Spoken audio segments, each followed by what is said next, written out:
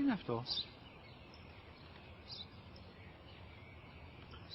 Ένα σφουρίδι.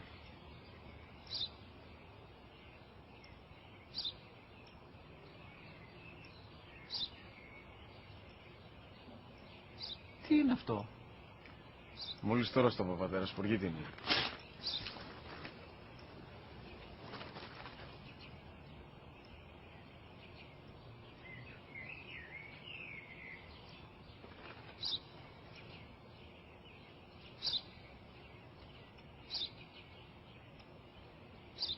Τι είναι αυτό?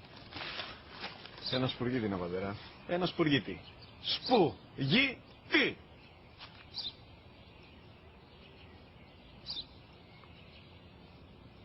Τι είναι αυτό? Γιατί το κάνεις αυτό το πράγμα, μπορείς να μου πεις? Τόσες φορές σου είπα, είναι ένα σπουργίτη. Δεν το καταλαβαίνεις.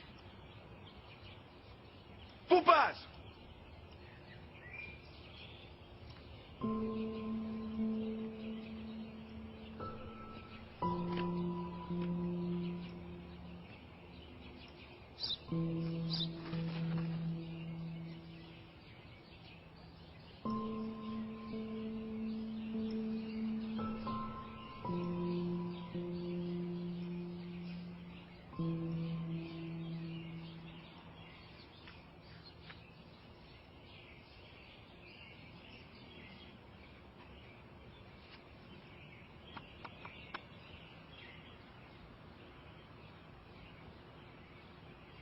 Δυνατά.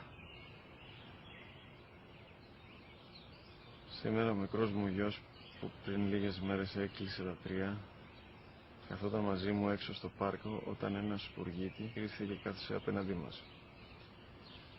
Ο γιος μου με ρώτησε 21 φορές τι ήταν αυτό και του απάντησα και τις 21 φορές ότι ήταν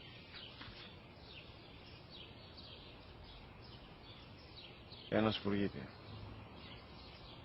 Τον αγκάλιασα τρυφερά και τις 21 φορές που μου έκανε την ίδια ερώτηση, ξανά και ξανά, χωρίς να εκνευριστώ, νιώθοντας στοργή για το αθώο μου αγοράκι.